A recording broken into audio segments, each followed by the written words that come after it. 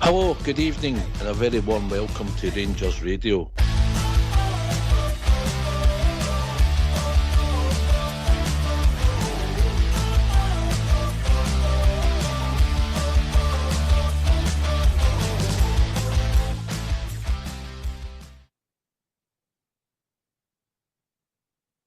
Hello, good evening, welcome to Rangers Radio. John myself, Fox, you're on the show this evening.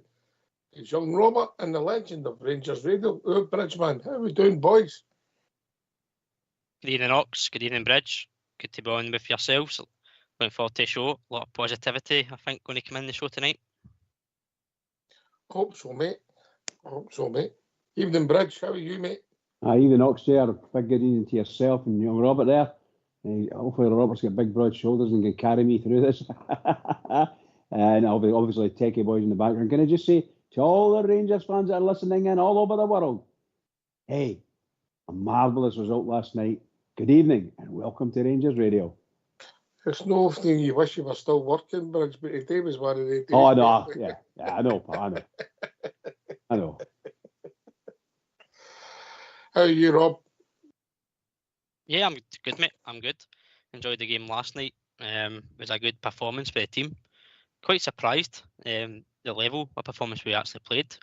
So it was quite enjoyable last night. And then waking up this morning, looking at the table, off to a good start.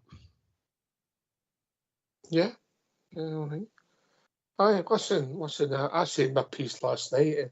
It's over you. We'll start with young Rob and then Bridge can come in. Bridge likes to wind up. But Robert, just give your thoughts, what you think. The floor's yours, young man. Carry on. Comfortable performance, if I'm honest. Apart from maybe the first 15-20 minutes in the second half, Malmo looked a wee bit more pressing, a wee bit more of a threat. But I thought overall, Ox, the performance was what we've been looking for the past few weeks.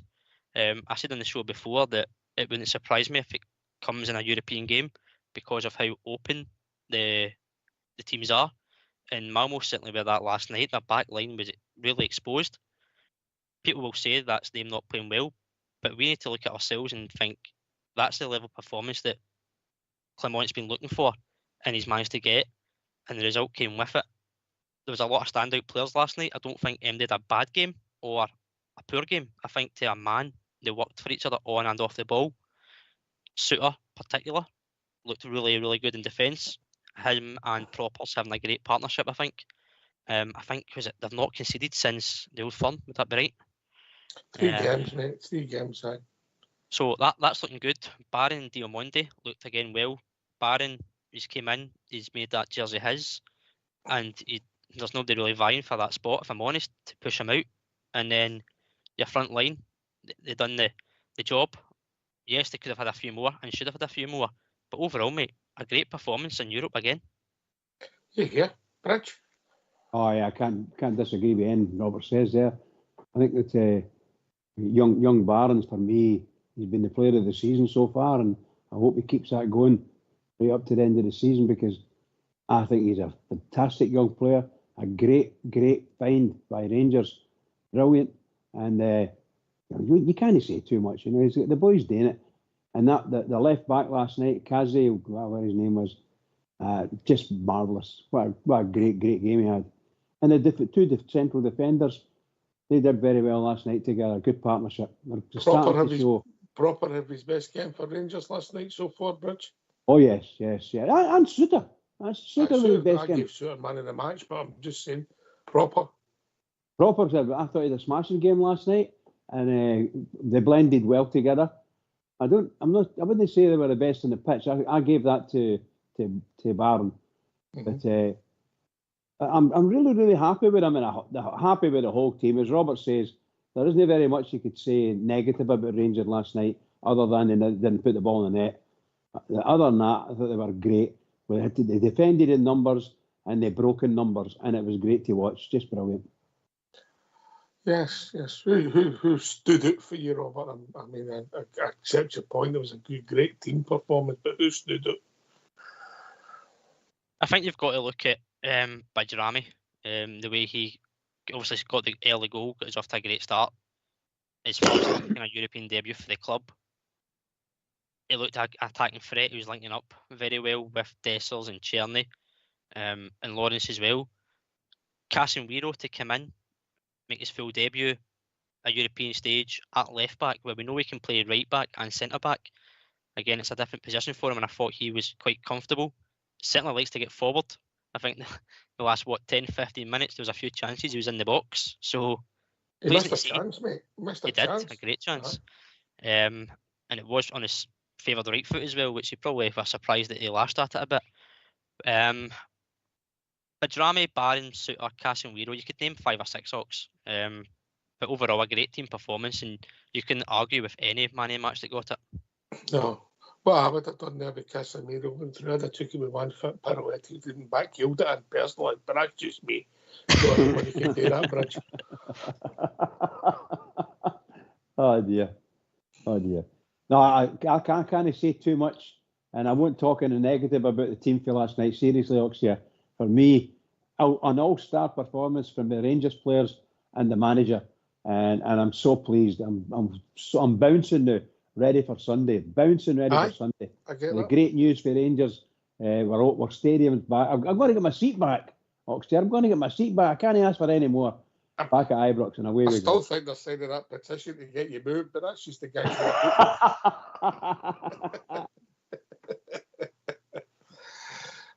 It was good news. I mean, we're back in before the end of September weekend. They had us, I think a certain team had us early after Easter, so a little did they know. Maybe if they're as good at sorting their own problems they've got, that's another story. We'll keep away from that, Bridge. Well, of course, I have to agree with you.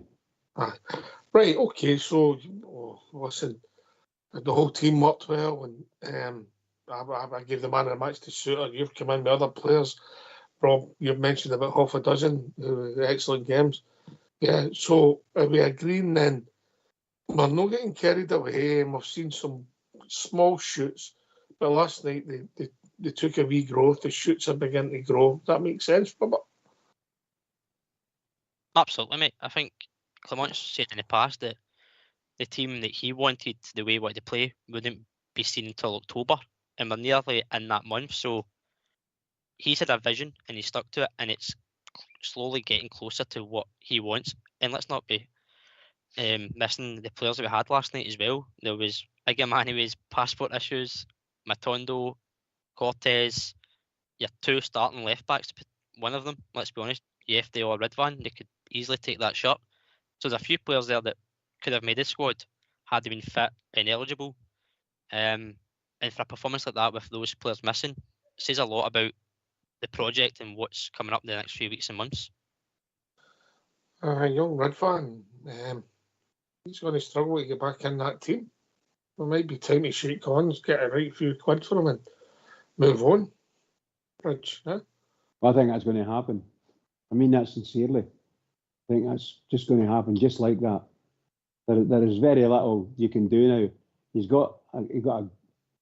There's some players in our squad that he can choose from to cover the left back slot, and that right now I don't think anybody would pick Ridvan at the moment after that performance. I don't dislike the boy, but I think he's No. I'm just saying after the performances of Yefte and that boy last night, just tremendous. You've got that they're in your squad.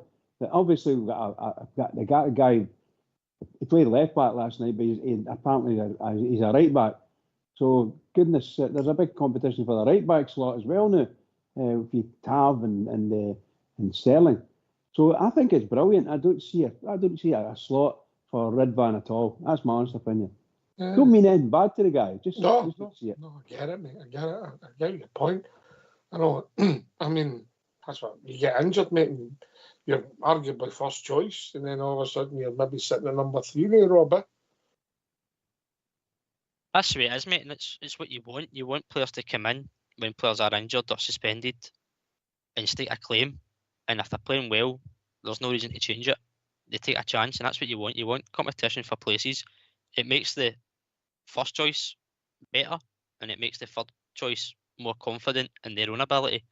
It's a great selection headache to have for the manager if you can have 2 or 3 players vying for one position over the course of a season, all being fit and well, of course. So great options to have, and it's not normal for us to have those issues. Usually we're seeing there's 3 out from one position, but to have 2 or 3 available, it's good.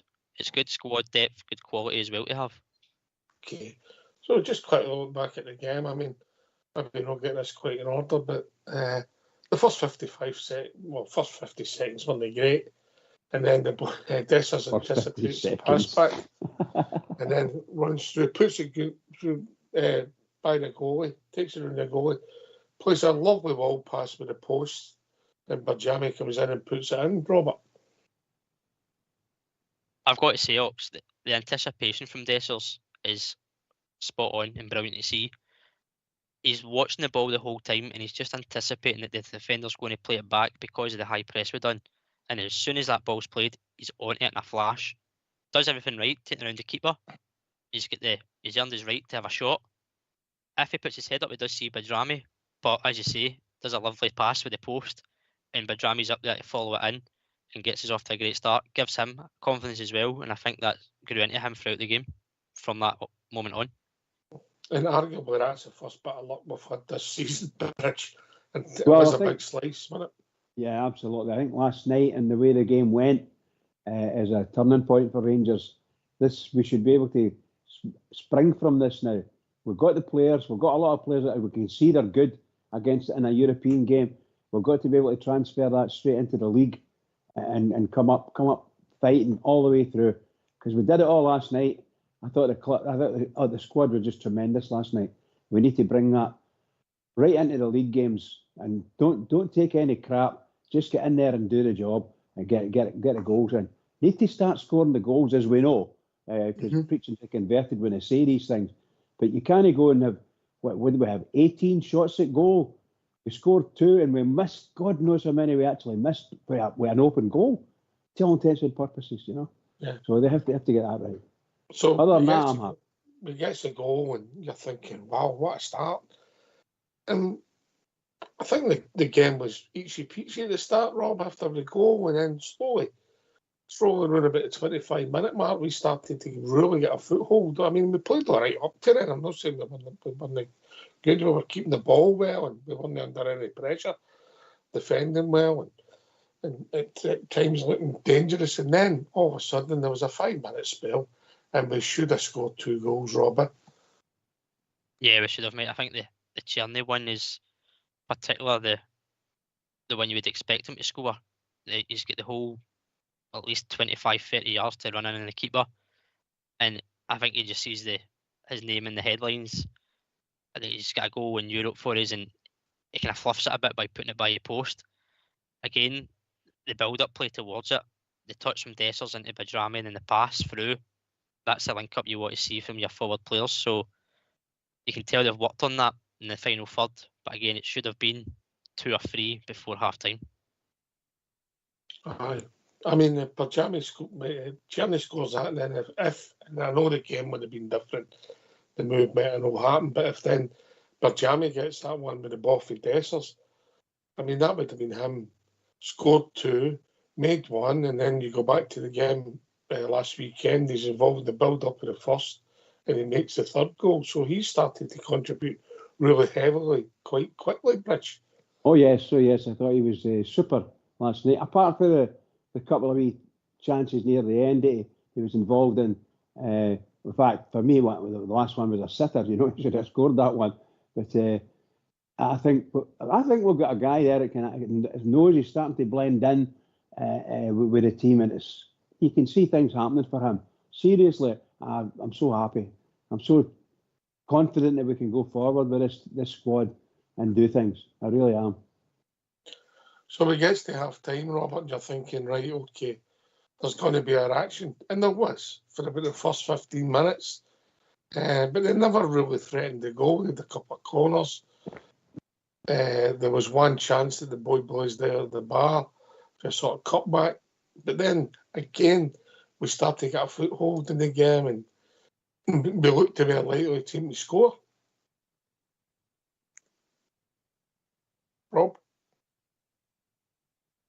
Yeah, we did. Maybe just the first 15 minutes, we didn't look, if we'd kind of reacted to coming out from half time, didn't settle into the game, as you're saying. Yes, they had moments in the final third, but not clinical, nothing threatening, nothing on target the whole game. So the one that they probably had the best chance was the one, as you say, the boy blazed over the bar. The play from them was pretty good to get in behind us. He cut back, and he probably should do better from their point of view. But again, I think from that, it kind of gave us a wee kick that we needed just to go and take it up that second or third gear and look sharp from there on in the second half. We got rewarded. There's a big minute. Ross McCausland comes on for Cherny, who put a shift in. Yeah, he should have scored, but he showed enough touches. Ross had been on about 5 minutes plus, maybe a wee bit longer. He anticipates well, comes in, wee swinger, he's left foot. He hits it, puts it right in the corner. It wasn't the greatest shot you've ever seen, Bridge, but it was out of the goalie's reach, hits the post and in the back of the net, 2-0. Just wonderful for the young man. Wonderful for us, for Rangers, but for the young man, must say marvellous. Just marvellous. He did everything he could do. Came in, got the ball, and made his way past two players who were trying to kill him. And a great shot. And by the way, I thought I was going to miss a post. The other side, thought it was going to hit the outside of the post and go for a goal kick. But my goodness gracious, ow. Superb. I was jumping up and down then. My head was hitting the ceiling, seriously. Very happy. And, Cherny, where you talked about him a minute ago, he had a couple of good chances, but one in particular he's through with just a keeper. And a man with a football player with his experience and pedigree, you expect him at least hit the target. He's maybe a foot wide of the post there, I know it's not a lot, but it's a lot when you're... Right. Try to be too cute, Bridge. I think so, yeah. Try to be too cute. Try to make it, putting pace and power in it. When it goes in the net, it looks good. Well, it doesn't look good if you hit it that well and it goes by the post. But yeah, look, absolutely. I think he's shown enough that he can offer something. But so he gets the goal, Robert, and I did feel that sucked the life out of them and the game was done. But we should have put it to bed and been on and made it even more comfortable, huh? Rob? Yeah, definitely. I'll 2 seconds, Paul, sorry. All right. Bridge? that took memories, to back to... I know, it doesn't matter. Tell me, ask me the question again, will you please? That took my mind away. We got the goal, it sucked the life out of them, and we should have been on and scored more goals, yeah. We started, yeah. We were quick in the middle of the pitch, and with real opportunities to get a third, a fourth, maybe a fifth. Well, we were by far and away the better team all the way through, from maybe 15 minutes after the half time. I think we started to get a foothold in the game again, and most of our passes were very positive, breaks very, very positive and quick. And I think we were running their defenders into the ground, to be perfectly honest with you. They couldn't catch us. They just couldn't catch us. And for that big guy they were talking, was it Janssen? My goodness gracious, that guy should have been sent off twice last night. Shocker. Talk about referee. The referee, for me, had a decent game. Yeah. For what I will say is, I thought he missed a couple of penalty kicks, but two penalty kicks there should have been. 2 penalty kicks for us. And why? I've got no idea. I don't know. Maybe they didn't think VAR. I don't know if VAR was even used for these ones.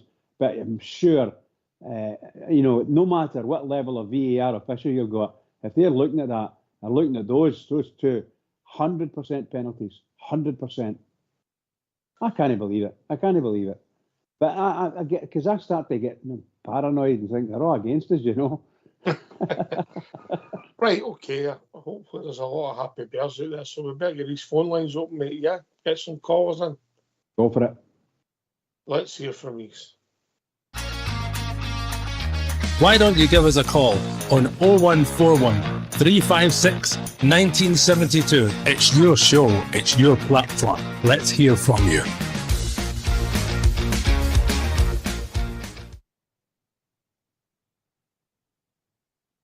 Yeah, Yeah.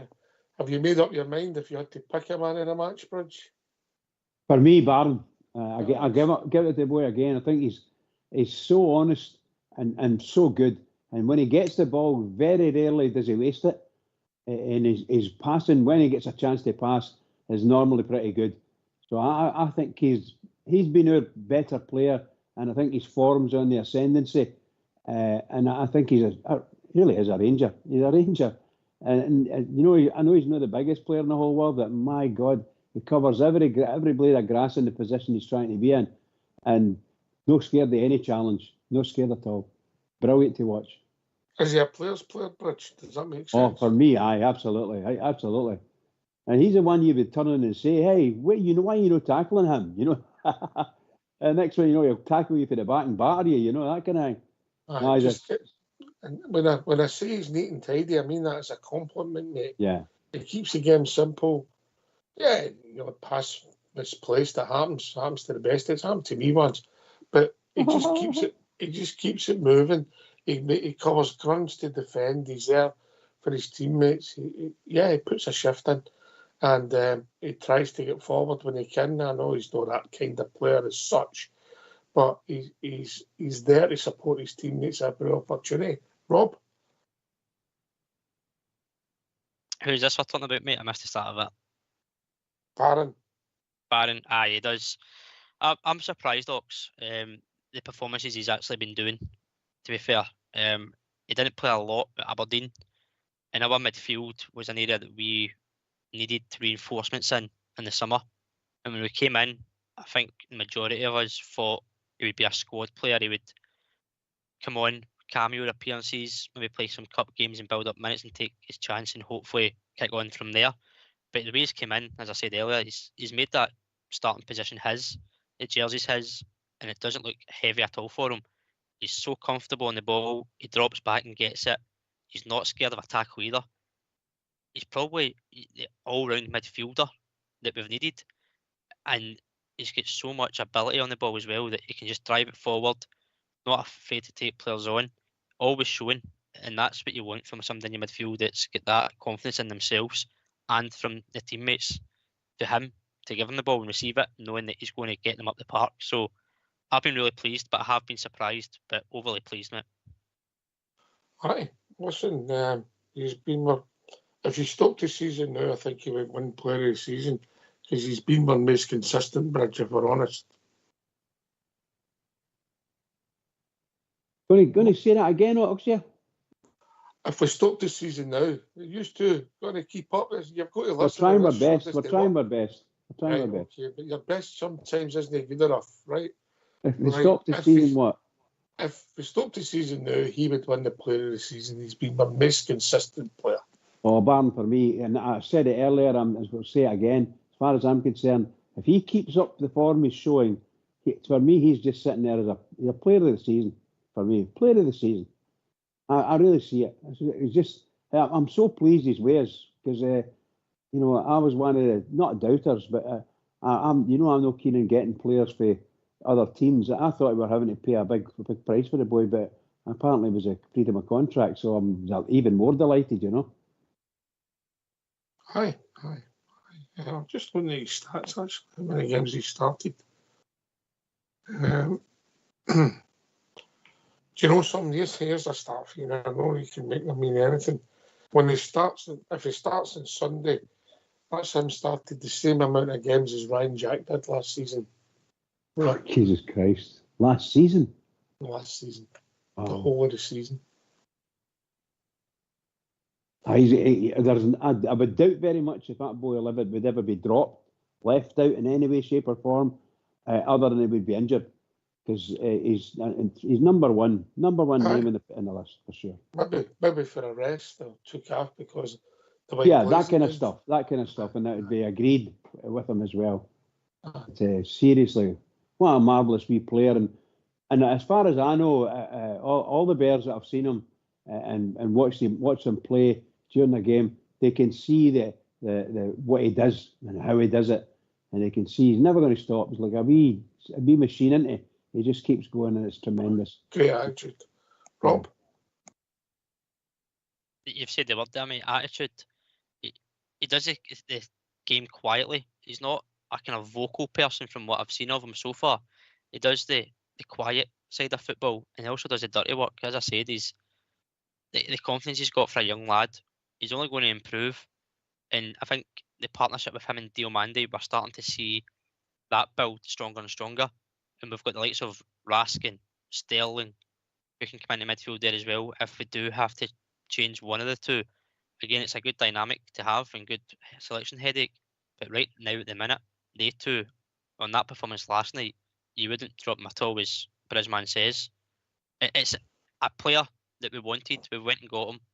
And we've always said we need young Scottish footballers, whether obviously more Rangers men, but young Scottish talent. There's been too many that have left, in my opinion, the league that we could have got. And this is one I think we've got, and we've unearthed a gem. And if he continues the way he is, he's going to be a great addition going forward. Oh, don't disagree. Diamande did one of his better games, if not his best game in the Rangers jersey last night as well. And we've not really mentioned him for man of the match. That's a compliment to the whole team, Bridget. 100%, yep. And great to see. He's a smashing wee player, that, I'm saying wee. Probably 6 feet odds. He's not taller than me. No, I think I've always liked him on the park. Sometimes he sort of doesn't do himself that great amount of favours. But the manager will take him off or whatever. But last night's performance, absolutely brilliant. Absolutely brilliant. Compliments between him and Barron. Fantastic. Made a really good job in the midfield, for sure. Yeah. Really enjoyed the overall performance last night. And is the manager going to take a back credit, Rob? Our manager? So I do apologise, Rob. Carry on, pal. Sorry, mate. Yeah, I think he does. Had he got the team selection wrong or a tactic wrong, he would be criticised. So when the performance and result comes, you have to give him praise for it. I seen a stat earlier on, Ox, which I didn't know until I seen it, and it was quite surprising that Clement is the first manager ever to go undefeated in his first 5 away games in Europe with any Scottish club. And their games were away to Sparta Prague 0-0, Real Betis 3-2 victory, Benfica away 2-2 draw, Dynamo Kiev 1-1 away, and Malmo 2-0. So there's games there where he's got the tactics and personnel, formation spot on. And last night it was another one to add to that collection. And as I say, the first manager ever for any Scottish club to do that, which is quite impressive. So he did get it spot on. And you come, Bridge. Problem at left back. Yeah, you can only compliment the manager. I can't compliment him enough. He's stuck by what his principle. He's stuck by the players he wanted to keep. He's got rid of the players he didn't want to keep, to all intents and purposes. He's started to weed everything out. And my goodness gracious, we can see his tactics were spot on last night, in my opinion. And I was very pleased to see it. And I take my hat off to him. I doff my cap, as they say. Absolutely brilliant. Well done. Brilliant. I myself, critical the shape, and maybe sometimes you're questioning what he's done, but you've got to give praise, Rob, when he's justified, and you're right. If you take the games stand alone, difficult ties, and we're undefeated in them away from home. Yeah, obviously, Benfica, we blew a bit of Ibrox, and we don't play Malmo again at Ibrox, so it's quite a strange stat, but an interesting one. And I never even, the Sparta Prague one never even registered with me last night. I was aware of the other ones, but the Sparta Prague one, I never thought of that. So you've got to give him praise and say he must get a lot right, because the stats bear it out, Robert. They do. And as I said, mate, if he got it wrong, the finger gets pointed at him straight away. So you've got to give the manager credit when it does go well on the park. Yes, the players do the performance and they carry out the roles that they're expected to play, but it all comes down to the instruction from the manager, and that is where credit is due. He's done well, and there's been some noise about him this week as well. So he put that to bed, and he's went and got a result and a performance for us in Europe, and that's now a platform to build on going forward. Yeah. That's a big platform. And listen, it's got to give confidence moving into Sunday Bridge, isn't it? When you go away and you win so comfortably against a decent side, it's got to give confidence, mate. Well, you know, every player that came off the park, every player that started and every player that came off the park must have a lot of confidence and be able to take it from last night. They've got to. And if you think about it, Hibs might think, or maybe I've thought, Rangers aren't in form at all, and we can do this and do that, and we'll get. I don't know if it's Boyd. It's still with them. Is Boyd still with them? He's a wee quick player, and he always seems to turn it on against us. Boyle, that's him. Yeah. So as far as I'm concerned, we've got no fears at all. We've just come back, just played it against a team that we've never beaten before. In fact, we've never beaten any Swedish teams in Sweden, so maybe even anywhere. No, so never.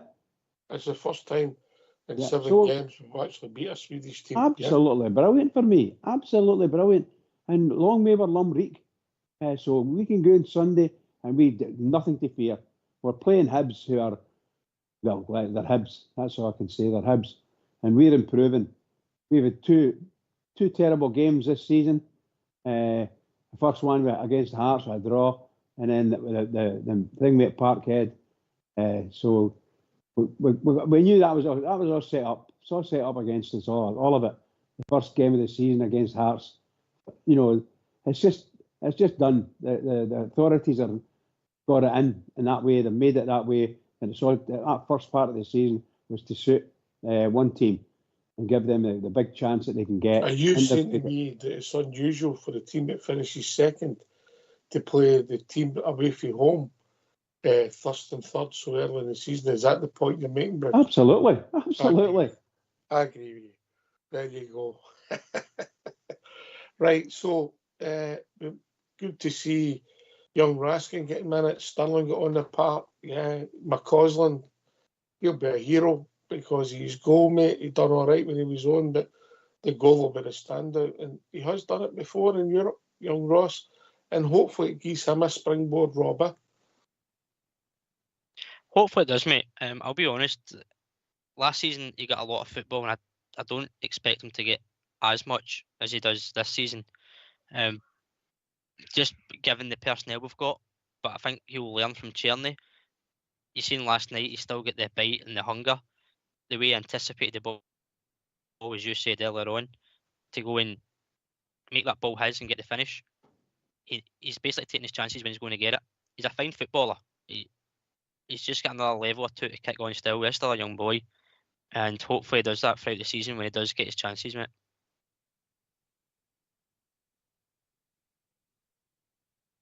Can I come in that, Ox? Yes, mate, on you go. As far as the young McCausland's concerned, I think Tierney has got to watch out because that's that young lad come in and that's him scored 2 good goals recently. That was a smashing goal he scored last night. Took the initiative, went for the ball and drove in with it. And I think 6 months ago or maybe longer, I don't think he would have done that or took a chance or would have been bundled off the ball somewhere. I think he's come on the ton. And that goal is a great reward for him. And hopefully that's going to pick him up. Tierney better watch out because he isn't scoring. Tierney and he's got the skills and experience.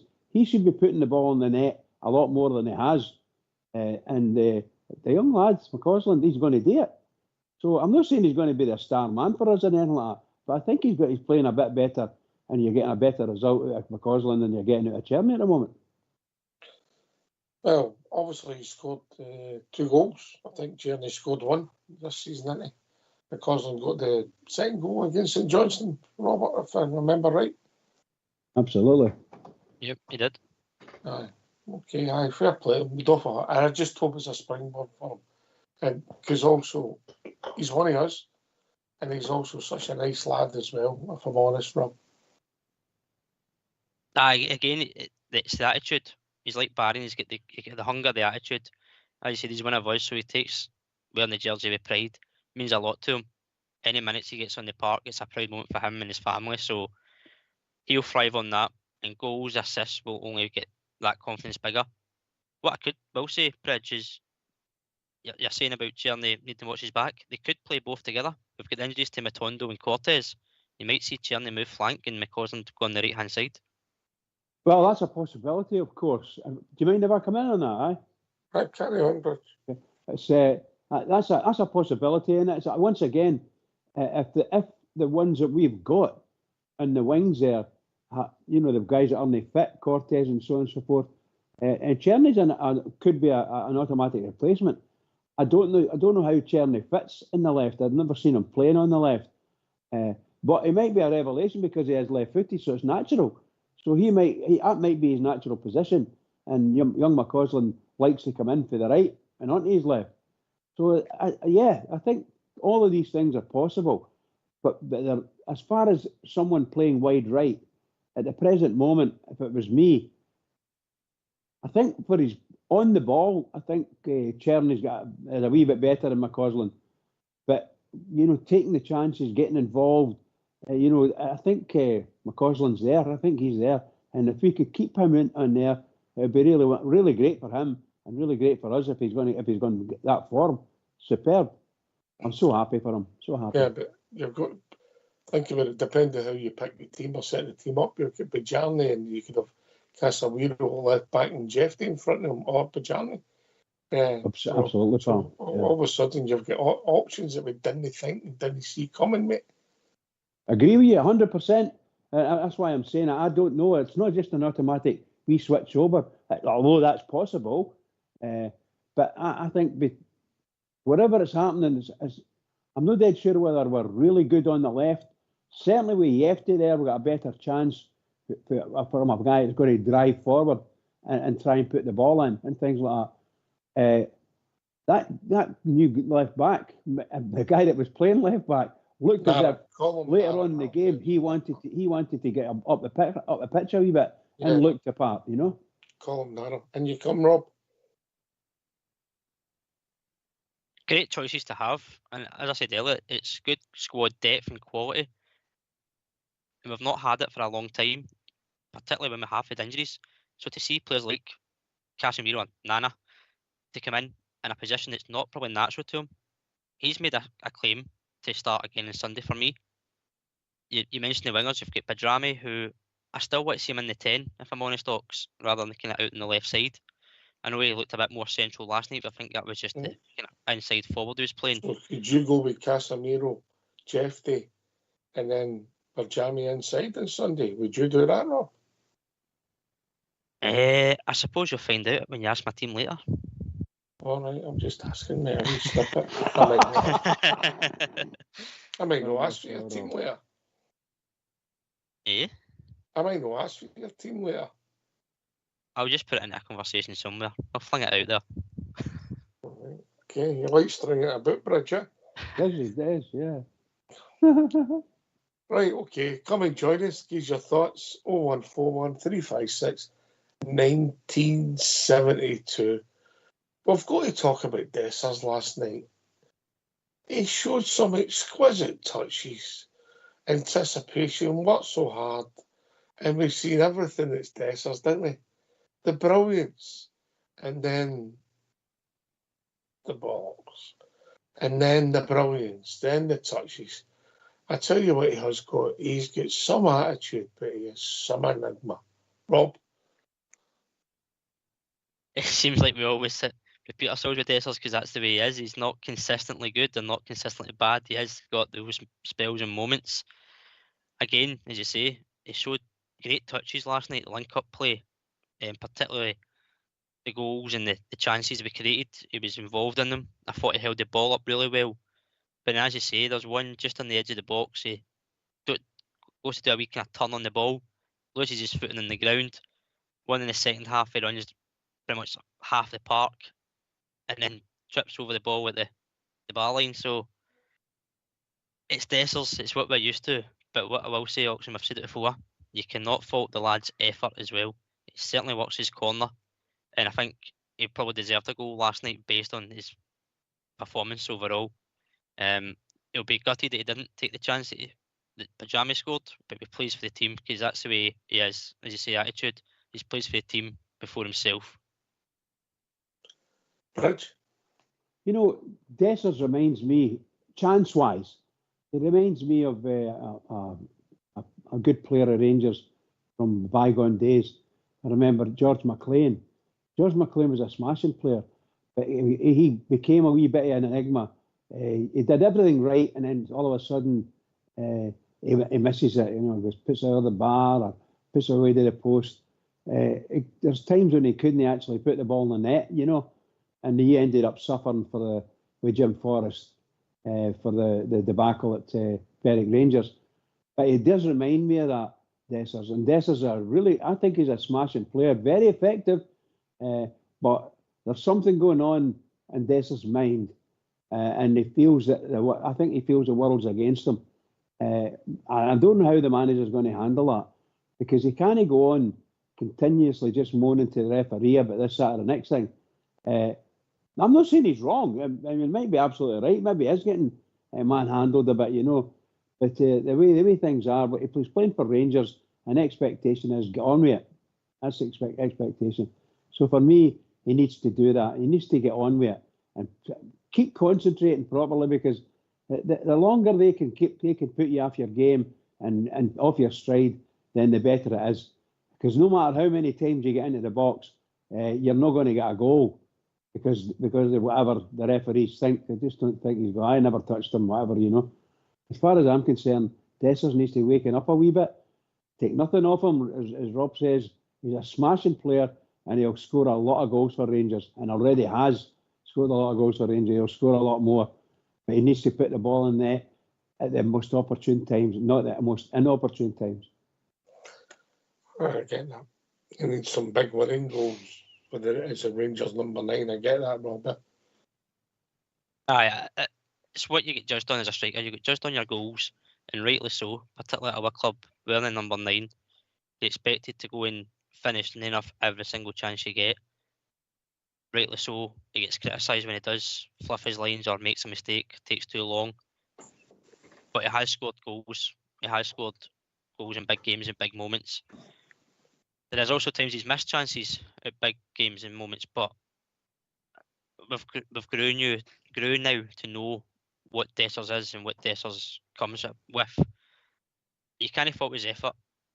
Bridge mentions turning to referee. I thought last night we had a few questions rightly to ask the referee, and nothing was given. The way the players were handling him, not looking at the ball, and VAR just didn't even seem interested in them. But you could go on all night about VAR and penalty decisions. That's probably another topic.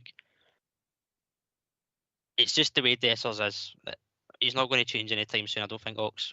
But he's a great player for us in terms of when he does take his chances, his link-up play and hold-up play. He's strong, he's powerful. It's just those wee moments that he has that become frustration. But again, he was another player last night you add to the list of a great performance overall. Is he still on course for the Jermaine Defoe start? Many games has he got left? He's catching up, mate. He had to score like 6 goals in 12 games, and he's got 2 in the last game, hasn't he? Aye, so what's 4 away? Aye. That's me then. Aye, and then he'll be ahead, and then we'll maybe dissect how many minutes is in it. Goals per minute, you know.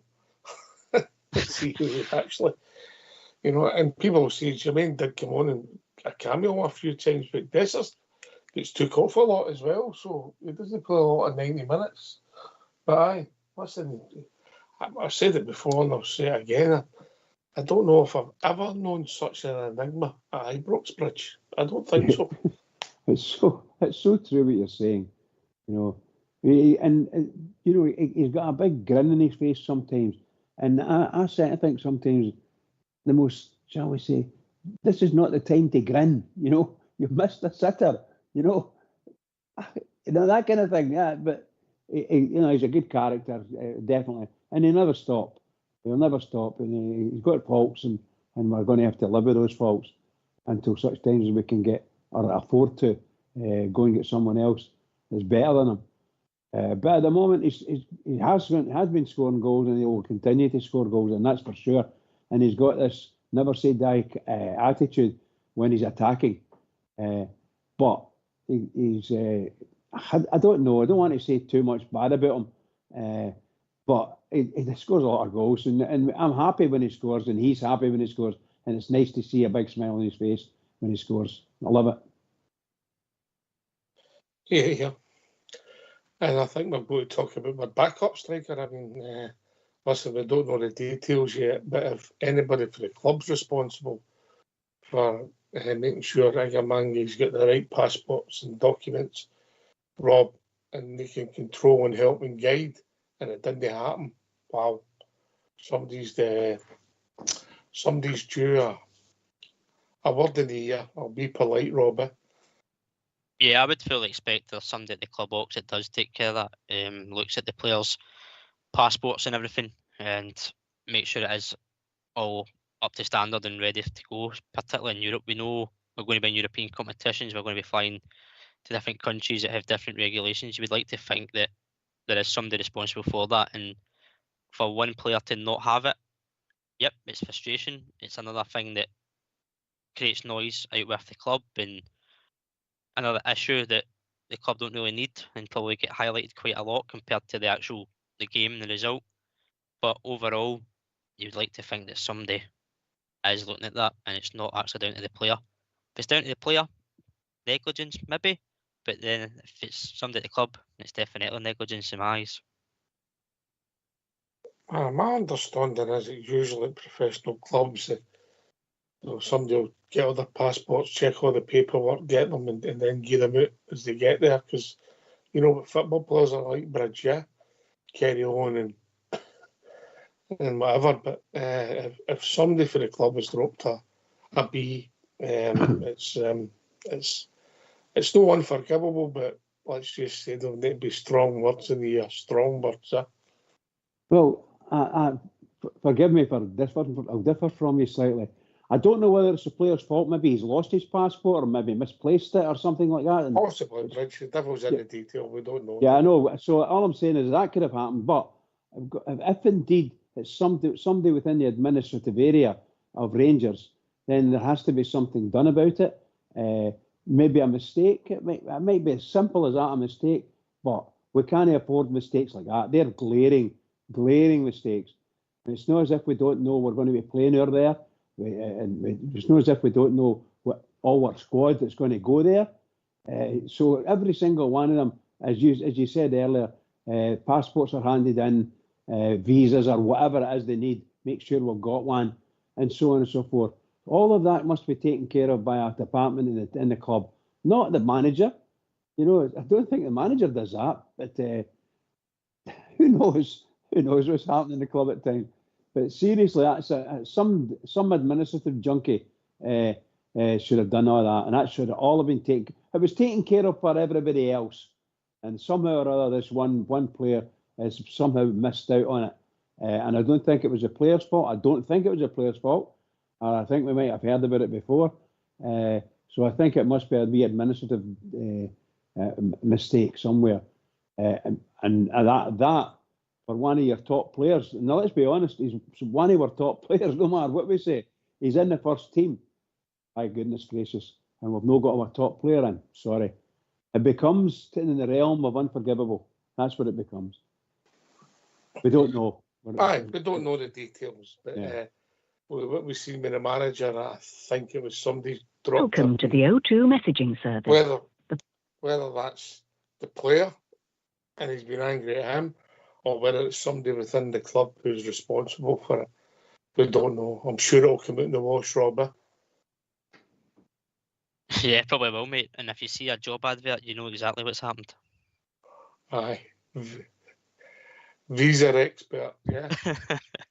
Yep. Passport control. Bridge is married to one of them. Welcome to the O2 messaging. When he first met her, she was a Provi expert, but she's moved on to Visa. Maybe Provi checks. I remember him well. Hope she doesn't hear me, Brad. She'll kill me. Aye.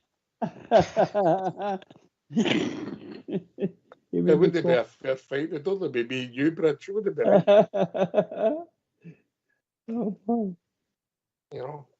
Aye. Well, we'll see.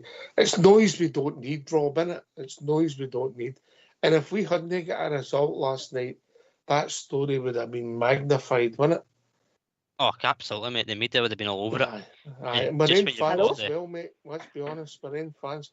Believe it or not, you might find this hard to believe, Rob. And you, Bridget, some of your fans are really negative towards the team. You might find that hard to believe. No chance. No. Some of Marine fans, they're really negative. In fact, I'm convinced some of them want to get beat so they can say, "Oh, I told you." Hello. Hello, evening, Kathy. How are you? Oh, hello. Good evening. First time caller, long time listener. All right, and you plucked up the courage, did you? Yeah, I plucked up the courage. Obviously, I've listened for a long time, so I thought we need new callers in. So I thought another female in to join Joan and Joanna and things, people like that, and me, Linda, things like that call in as well and part of the show. Right. Well, Kathy, the floor's yours. So what I was saying was we were all actually discussing the team all week and we're surprised. We were thinking maybe Robbie Fraser or Stirling would start, but we're actually quite surprised that big Casemiro, or Nana as we said, him started.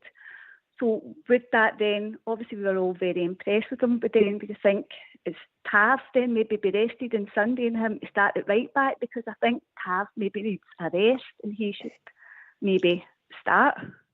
Right. I think you've been polite there. I'll notate this one. I'll give that to Rob. There you go, Rob. There's a surprise. Evening, Kathy. Thanks for calling in. Good to hear from you. There's a chance. I don't think it would happen, though, just because of what's happened in the past recent weeks. If Tav, for me, was going to be dropped or rested, it would have probably been after the international break, the first game back at Dundee United. I think Clement's showing faith in his captain by sticking to him. Tav obviously came out to the media last night. He was asked a question about how he has been since the reaction after the Old Firm game, and he answered it honestly. And he said that it's part and parcel. He wears the brunt, he wears the armband. I think if you're dropping Casemiro based on last night, it's going to be very harsh on the boy. It was a surprise to me as well that he did start at left back. I think, as you say, Fraser or Sterling would have been the obvious choices. But again, it comes down to the manager being brave, picking Casemiro to start there, and it paid off. The boy with a great performance. Does that leave Sterling further down the pecking order now?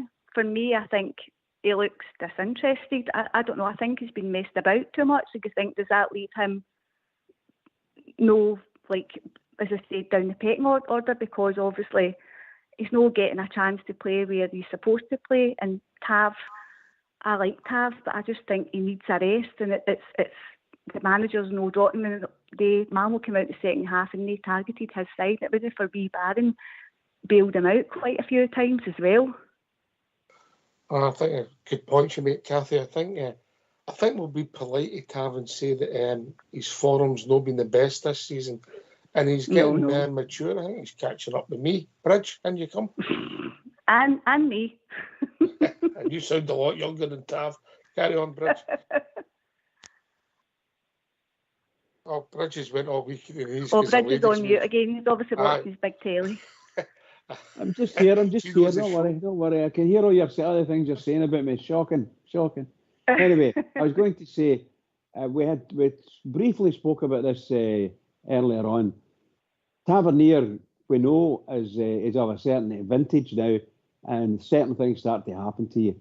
And nothing would surprise me with this manager we've got. Nothing is a kind of disciplinarian at times, and you see, I can see him saying to Tav, right, you're going to do the first half, and then we're going to bring in this Casa Nan or whatever you call him, the boy who played left back last night. He's going to play right back after when they take Tav off at half time. That's what I think will happen. Obviously, I've never been right yet, if you follow what I mean.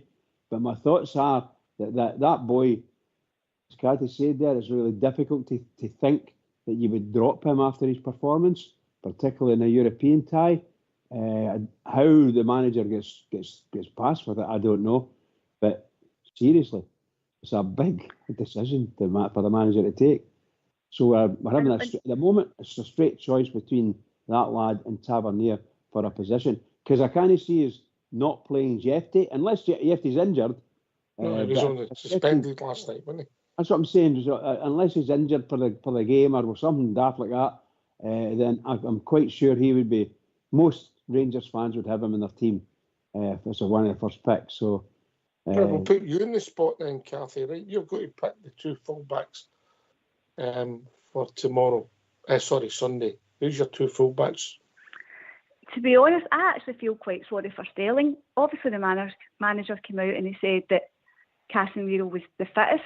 So why is Sterling not fit then? If he's getting played, why is he not fit? I just feel that Sterling looks disinterested. But to me, I actually quite like. We've not seen Sterling. I would actually like to see Sterling in there. Give him a chance. Show us what he does.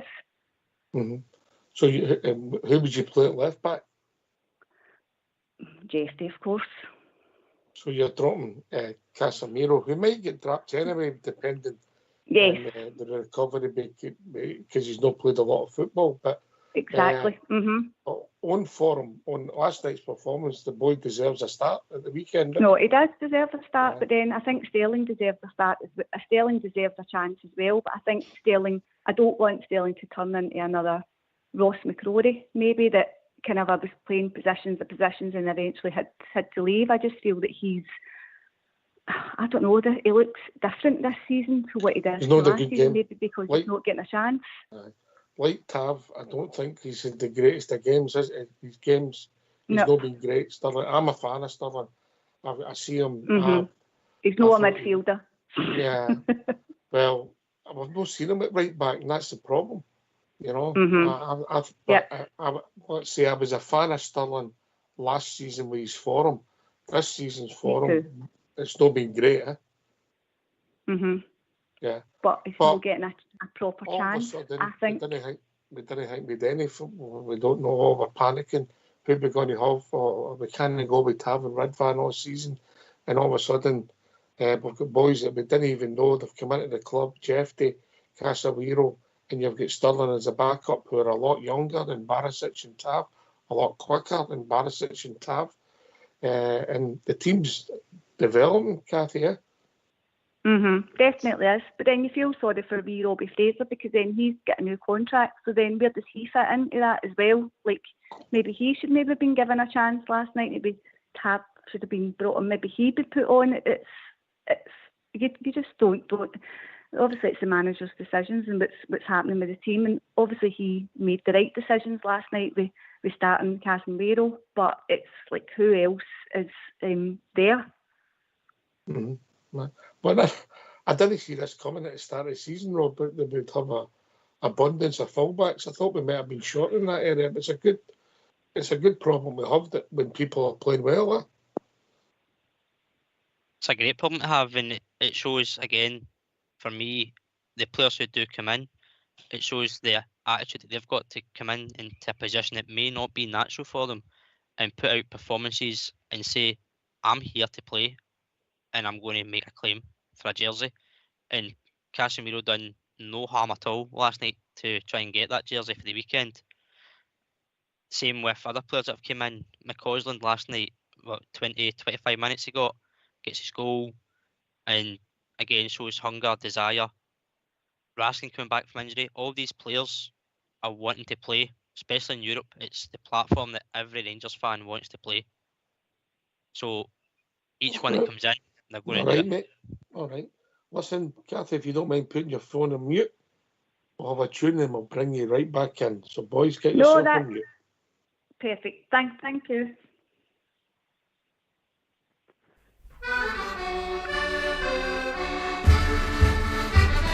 See them march on, marching on through the years of history.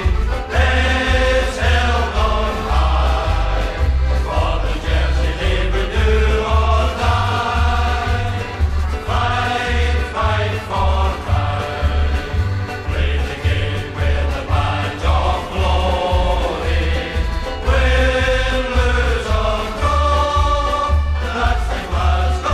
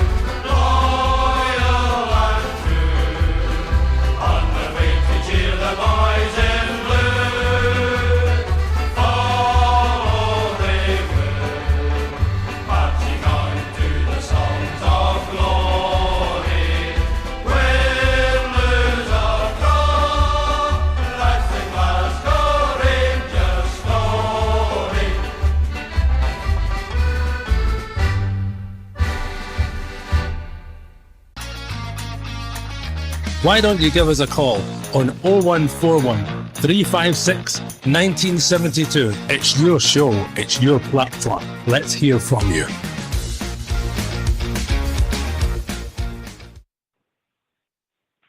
Right, Kathy. So you're going with Jeffy and Stirling as the fullbacks for Sunday. Is that what you're going for? Yes, I want to give Stirling a chance. All right, big call. And then I take it you're going with Jack Butland did goal. Jack Butland did goal. Oh, yeah, of course. Right. Yep. Centre backs. Just the same. The tap be Proper. Maybe he might race Proper and put Balogun in. Maybe, or he might just keep the same as it is, and then Diamonde and Barron. I don't know about Raskin. He might get on. He might give them a race. He said there was a couple of knocks in a press conference that I watched the night in Sky, so you generally don't know. Maybe try Igamani up front. Maybe McCausland as well. I was impressed with Tierney. He should have scored that goal, but I'm no the manager. Yeah, you're on here tonight, but yeah. Yep. So give him my point. So Tom Lawrence, we don't know how he'll be. Obviously, it looks as if he would have. Hopefully, he's all right. Maybe it might have been cramp and it might have been a strain, but I don't something. But there's a chance that he might not start. Would you like to see Barjami playing the number 10? Yep. Yeah. Bill Fox look alike, as you said. Well, you've no met Fox, he's double. So, and then there's a possibility, if that did happen, that Jeffy could play in front of Casemiro. And then it's all systems go, then it'd be a 5-0 to us. You hope so, aye. There you go. I hope I've not stole your thunder there, Robert, with your team. No, not at all, mate. I'd take a Bridgeman. 1-0. Aye, every game, but it's all about winning. Yep. But I think the way we're playing, we're going to make chances. What do you think, Kathy? Definitely. It's good to be back on Sunday. Good to be back. Back in your seat again. It's handling's absolutely rubbish, so it's good to be back and back in your seat again. Back with your pals. Aye. Everybody's looking forward to getting back to Hibs. Rob, right, come on, get it off your chest. What's your lineup? Jack Butland, Tavernier, Suter, Proper, Casemiro, Barron, Sterling, Tierney, Bajrami, McCausland, Dessers. Right. So you're moving McCausland to the left. Who was your right back here, mate? Tav. I do think Tav will start, bizarrely.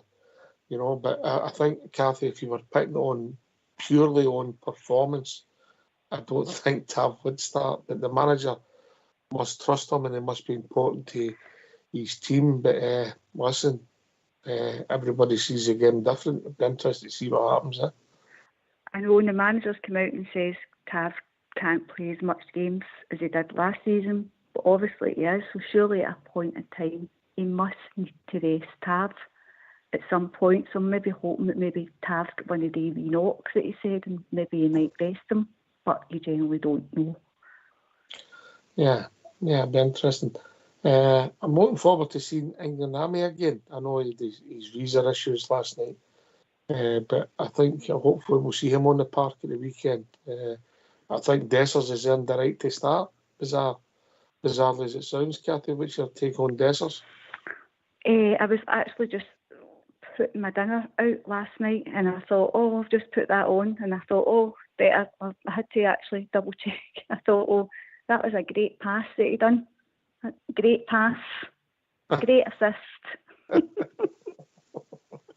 Anybody else you would have thought they meant it, but Dessers you don't know, do you? No, I know. But do you think then the manager at some point will rest Tav? Like, when is he going to rest him? Tav's 33 in Halloween. Yeah, that's his age. he's played some amount of football since he's came here. His attendance record is phenomenal, Bridgeman, isn't it? And it takes its toll on you. And it looks to, I think it looks to the support as if he's lost, and I'm being polite here, a quarter of a yard, Bridgeman. Yeah, 100%. Maybe even a yard, to be honest.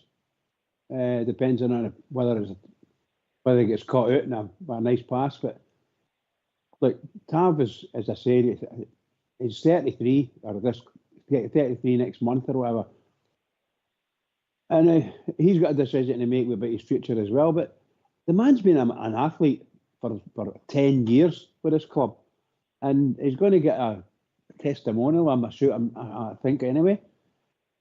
It's amazing to be able to play 10 years in one position and nobody can take your place. And I don't even think he's ever been injured. And for a long time, you know long-term injuries. He's had the odd knock, I think, and then he comes straight back in. And he's a captain. When he was injured, obviously Nathan Patterson came in and covered him, and we sold Nathan Patterson for 18 million or so. So why don't we try and give maybe somebody else a chance, like Sterling or whatever? We might sell them for a big profit, but we're just not getting the chance to do it because the manager won't drop him. Well, I think I have to be very honest now. I can be a critic, a severe critic of most of our players on the team if I wanted to be. Tavernier has been getting a bit of criticism simply because he's not got the pace. It's no because he's not trying, but it does look as if he's not got the pace. He's getting. He was targeted last night, the same as he was targeted against Celtic at Celtic Park. Second half he was, Yeah, and that's a sad situation. And I don't know whether he can do anything about it or whether the manager will do anything about it. I think the manager would find it difficult, no matter what decision, but he's got to make the decision. And if I was a manager now, I'd put Sterling at right back and give Tavernier a couple of games just to let's see what happens there. But you know that Casanwera boy playing at left back, he is going to end up playing at right back. That's for sure. Before long, he's going to be at right back. He's got pace. He's got everything about him, but stature, everything, and he looks a pretty tough guy, you know. And yes, but did you know in Sunday when we go there how many FF tabs that we will hear round about in that Copeland? So we just need to, get.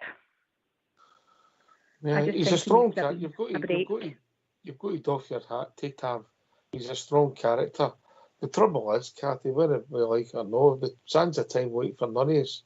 And I said he's not an older guy. He's 33, but he has played a lot of football, you know. And for us, and he's been really consistent in his attendance. And you're right that if you look at it and you're being sensible, you should maybe come out the team and be on the bench at the weekend, you know, if he's fit, Rob. Yeah? Yeah. Again, for me, it's just loyalty from Clement that he's showing Tav. Yes, he's lost that yard of pace that we can all see. I think having Czerny in front of him. Would you pick a team on loyalty and no on performance? I wouldn't. I would be looking at it on performance. But I think it's just the way Clement, he's been public about his support for Tav. I think if he was going to drop Tav or strip him of captaincy or anything, there was rumours about that during the summer. It would have been done long before now. I just see it as Clement's come in the door. He's had a good relationship with Tav and he knows what he's going to get from him. If he's 2 or 3 mistakes in him during the game, which any other player from me, Ox, would be subbed off or dropped, Tav will come up with something. It'll be a cross, it'll be a free kick, it'll be a penalty, whatever it may be. He'll get some sort of reward back towards it. What we can't take away from Tav, as you say, is the amount of minutes he's played, his contributions, his goals and assists. And I think that's why Sterling's not been given that chance at right back, because they're 2 completely different fullbacks. Sterling himself said that he's more defensive, and the way that we like to play, it suits Tav more.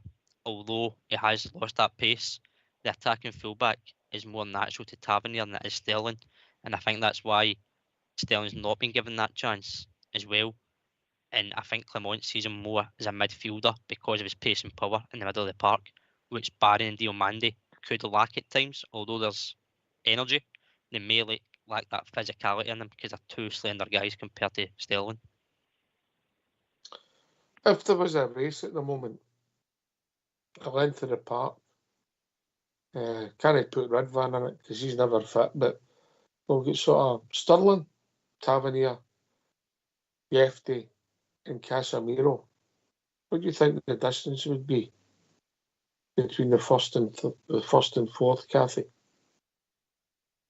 Approximately. I'm not holding you to the yards. Well, I'm not very good at yards and meters, for God. That's a hard aim. Who do you think would win out of the four? I've not seen enough of Casemiro, but I think maybe Sterling's quite pacey. So obviously it'd be Sterling, Casemiro. Tav has lost a yard, so you'd be at the very end. I think my 5-year-old could probably beat Tav at the minute, to be honest. I would have Jeff at the front. What about you, Rob? Again, not seen much of Casemiro in terms of pace, but based on what I've seen, I've got he was running up that wing. Over the course of the distance, Yefty, but Casemiro does look like he's got an engine in him as well. I will say that, but all four are probably closer than we think. Sprint speed is different to their pace. They could sprint as fast as you can, but if you don't keep that momentum going the full length of the park, you run out of stamina. So you've got pace, you've got stamina, and you've got sprint speed. They're all different. So I think it would be a lot closer when we sit here and think. It's no the stamina that goes, mate. Tav can still run all day. Correct, Bridge. When we say you've lost half a yard, it's that half a yard off a mark in it. That getting Absolutely. away, that movement in it. Yeah, look, he's a tremendous athlete, but how can you say it come down a level? And if he could play in a team against a team that ran at the same level as him, he'd be there all day and running up and doing the pitch all day and being able to. I don't know whether he's able to have good shots at goals anymore, but he'll definitely have shots at goals. So all of that comes into it, in my opinion. Tav, he's definitely not going to get 2 seasons at Ibrox. I don't think he's going to get 2 seasons at Ibrox. I think no, but I think by the end of this season, the manager will trust him to a certain amount in this season, and sadly, he'll probably end up playing him most of the season. It's time the manager has to make sure there's a plan. Who's going to replace Tav eventually, and is the guy there? Casemiro, he looks the part, doesn't he? He looks the part. Aye, he does, mate. He does. Yeah. Kathy's dropped it. Hopefully she'll be back with us. I think we've got somebody else coming in quite quickly. Evening, David. Evening, everybody. How are we? All right, mate. Some young lady comes on and you appear. I should have known better. Hello, Kathy. How you doing? Great to hear you. She dropped it. Oh, she must have known I was going to phone. Aye. We all knew you were going to phone, mate. Right, thanks for taking my call. See you well. I wish you was a quick every other night. Anyway, a great result, but I must say I'd like to take my hat off to the away support last night. I thought they were. I mean, you can talk about the players and different things and aspects of the game, but they guys gave it everything. And what I can't believe last night with that, Davey, was that Igamani wasn't allowed into Sweden, but Southside was.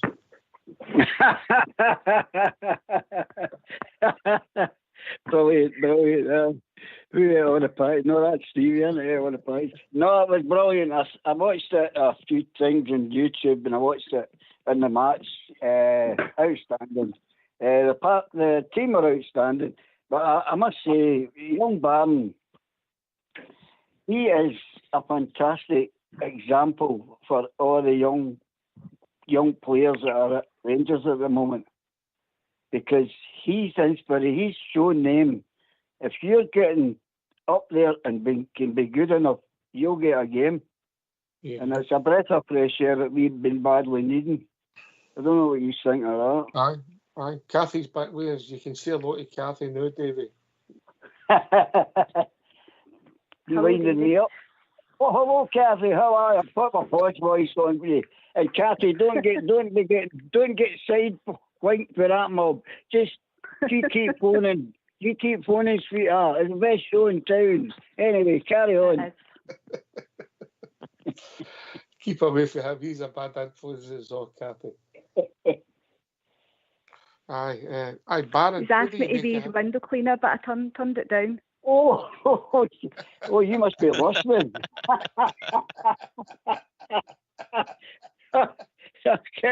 I'm flying out tomorrow to Menorca, and I'll probably see the first person that shouts to me, "How's your window cleaner, Davey?" I'll die of death.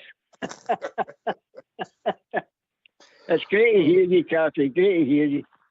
Thank you. Kathy, call in. Said, are you back in the Copland Road tomorrow? Did I pick that up right? Sunday, yes. Sunday, sorry, I've lost a day. Yes. Sunday, you're back in there. Copland Rear? Yep. Yes, yep. Gave it up, but then I gave it back again. When you obviously have children, you need to obviously maybe give it up. But no, I'm back again. So it's good to go back with your friends, as they say. There's some Rangers Radio represented in that part of the stadium, Bridgeman. Yes, that's me. That's me. Copland Rear favourite. Bridge is probably the wee man in front of me. Rear? Yeah, you're probably the wee man in front of me, Bridge, that shouts obscenities throughout the time. I need to cover my wee boy's ears. I don't know. Maybe I am, but I don't think so. I'm kidding on. So what part in Copland Road are you? I don't like saying cause of my work because I've been all right, no problem. Before saying stuff. So no, it's fine. It's fine. That's right. But before we go, don't give me your phone number, the 3 numbers in the back of your bank card, right? Are you happy to stay, Kathy? I want to ask you about young Barron, what you thought of him. For me, I'll stay for the next. I need to go out, but no, I'm actually quite impressed with him. Right. He looks like he's had a hard life, the wee boy, right enough. But no, I think You've not met Davey yet. I was waiting for that one. But that just makes me think. I know Bridgeman's going to fall off his seat, but that just makes me think we maybe should look at signing more Scottish players because they get it and they understand what it's all about. Obviously, that wee boy's come in and he's been the best player, and he's only a young boy. And I think we should probably look. I think we should go for Lennon Miller, to be honest, or try and bring wee Bailey Rice in. But I know Bridgeman doesn't like us signing, but I think that it's probably he's been the best one because he understands. Yeah. There's only one man that can answer that, Kathy. Bridgeman. Oh, I know. Here, I need to cover my ears. No, I'll never change. I'll never change. I'm so embittered by what happened to my team and my club 10 years ago, 12 years ago, sorry. And we've never properly recovered. We're on our way to recovery, but I just don't want to give any Scottish football team money. Now I'm only a lone voice in the wilderness. That's me. So there's a lot of people sitting at the other end of the phone or in the show saying, "That's a bampo. What's he saying?" That's all I'm saying. I don't want to give any one of the teams in Scotland a brown copper coin. That's me. However, I know where to go, and we gave money for someone else, or we gave money for someone else. And you know the idea. See the likes of Suter there. So we've got Suter, and we think we'll take Suter. And we'll get him to sign a pre-contract. Now, Hearts, let's make a deal and we'll take the boy now. It'll save any problems. Just like we did with the young lad that plays for Finland now. So, you know, I just don't, Glenn Kamara, just like him. We gave him a couple of bob in January and he came to us and he got a good 6 months and then another season or so afterwards. It was a reasonable cost. And we did try to do the same with Suter, but Hearts were looking for an enormous amount of money. no matter what we were doing. 500,000 or something. Yeah. No, but we offered that. They were looking for 5 million or something stupid like that. I don't think they were, Bridget. But I think, but also worked out right because he was injured, wasn't he? He got injured, didn't he? I know. Kind of got Barron on a free now, but then obviously Aberdeen are looking for money, and I don't know if that's been settled yet. No, that's only for the training. That's only a recompense for the training, right? Is for him going through their training camp. You know, that's what they were looking for some money for that. And whatever Rangers offered for that, they say no. So we'll see what happens, and I'm sure somebody will adjudicate on it and say, no, that's what you're getting, and that's all there is to it. I'll be happy with that. But it's not a transfer, right? That's all I'm meaning. It's not a transfer. It's a development fee, Bridge. Correct. That's the word I was looking for, sorry. What I pay your missus every month for you coming on here. A development fee. Dear. And the other big question, Davey can come in with this one. The enigma of Dessers, what do you make of that, Kathy? Oh, he's a big blue-eyed beauty. But apart from that, he's I've never really noticed the colour of his eyes, Davey. You've not seen me, Kathy, yet. You've not seen me yet. Apart from that, you love him or you hate him. At the minute, 1 minute you love. He's obviously done a good, as I said. He done a good pass back last night.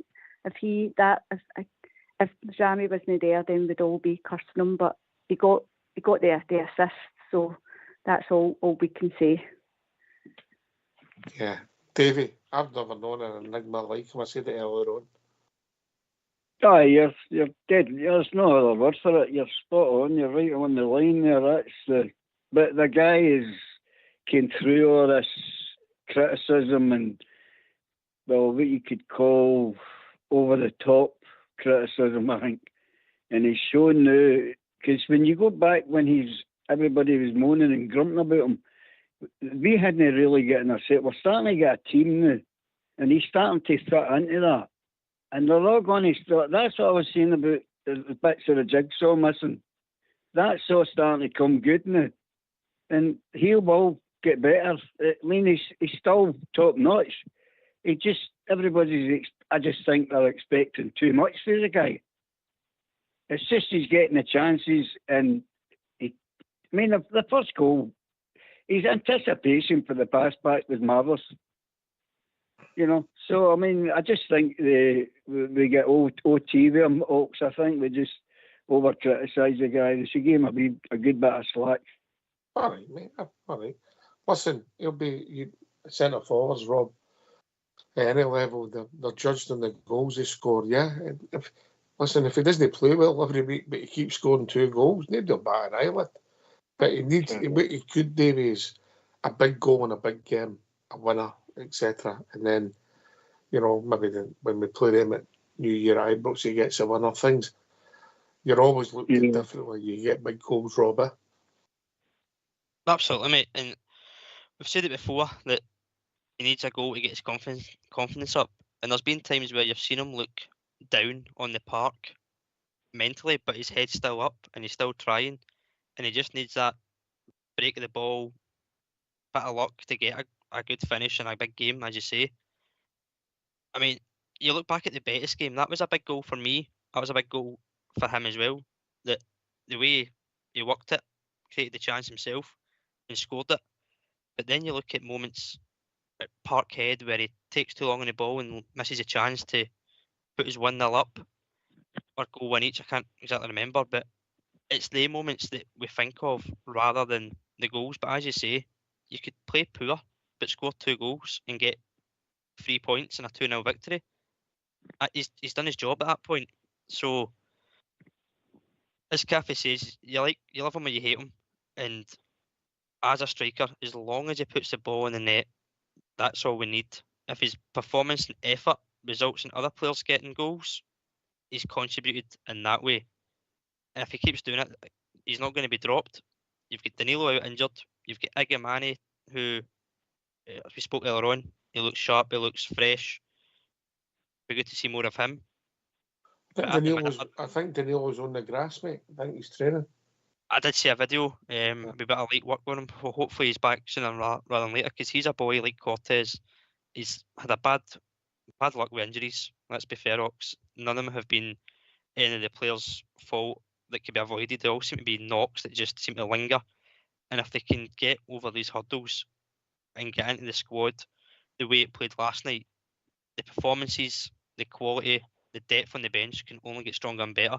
And before you know it, as you say, you come into the winter months, the December, the new year, and that's when the season gets really down to fine margins. And that's when we need to be clinical up in the final third. All We'll players. have to make sure we win at the weekend, but Davey, yeah, that's a big thing. Well, they kind of got a better. I mean, if you want inspiration, you go to it last night, you know, and that's what that'll just filter right through to Sunday, all day long, and I think we'll get him a tanking. I really do. Yeah. Right. Can I just ask? On you go, David. On you go. No, could I just ask you what you? This is just something I picked up of during the game. I thought Tom Lawrence fell pretty well at the game. I don't know if he picked up an injury or no, but I just watched him try to get back a lot of times, and I thought Clement should have come on, should have subbed him at that time. Okay, he fades out the game a bit. I don't know what you think of that, if you noticed it, but I just felt that was a time to get somebody else on there. I think in the second half you wanted legs, and Tom had, that's what he lacks. I don't disagree with you, mate. We'll come back to that, but I think but before we come back to that, it's a point of the evening that everybody's looking forward to. I say that loosely. Let's have Southside's Super 6.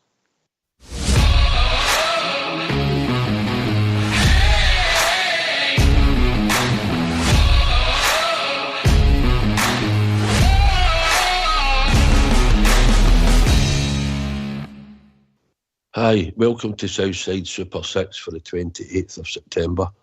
My first selection this weekend is Chelsea to beat Brighton. My second selection is Birmingham to beat Peterborough. My third selection is Arsenal to beat Leicester. The fourth selection is Brentford to beat West Ham. The fifth selection is Hull to beat Cardiff. And the sixth selection is Leeds to beat Coventry. If you take all six, it pays 18.5 to 1.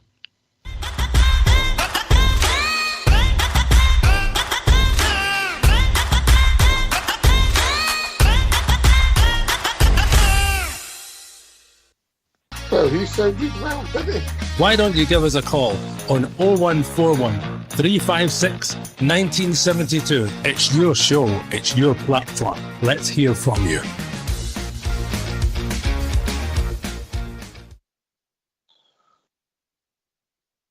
Well, he sounded well, didn't he?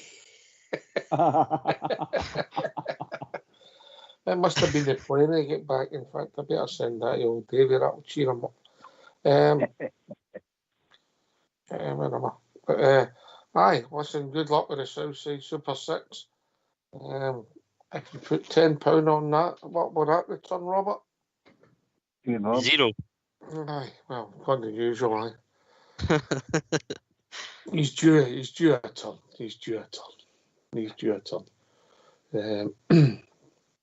I'm going to try and no batter him this week with the Texas. No, can't resist it, but Rob. No, it's temptation, mate. And as soon as that first goal goes in for one of the opposition teams, the Texans are there. I couldn't believe it last week. Didn't even last a minute. But there we go. Oh dear. All right. And Lawrence, listen, he's a decent football player, Tom Lawrence, but he's another guy, Davey, and then Bridge can come in after you. He's not got a lot of legs, has he?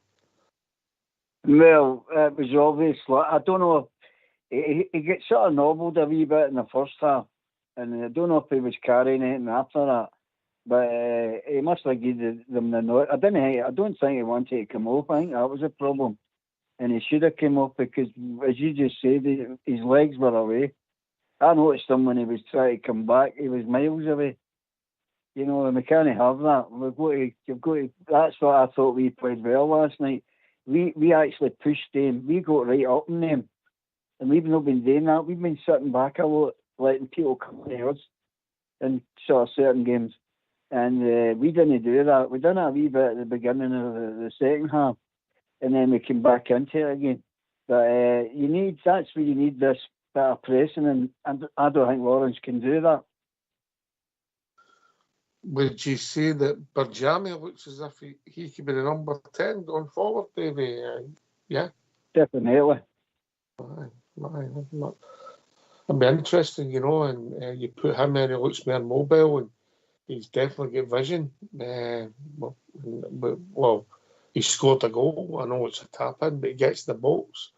We'll see where it takes us. All right. Decent. Good to have competition for places, Bridget. Indeed.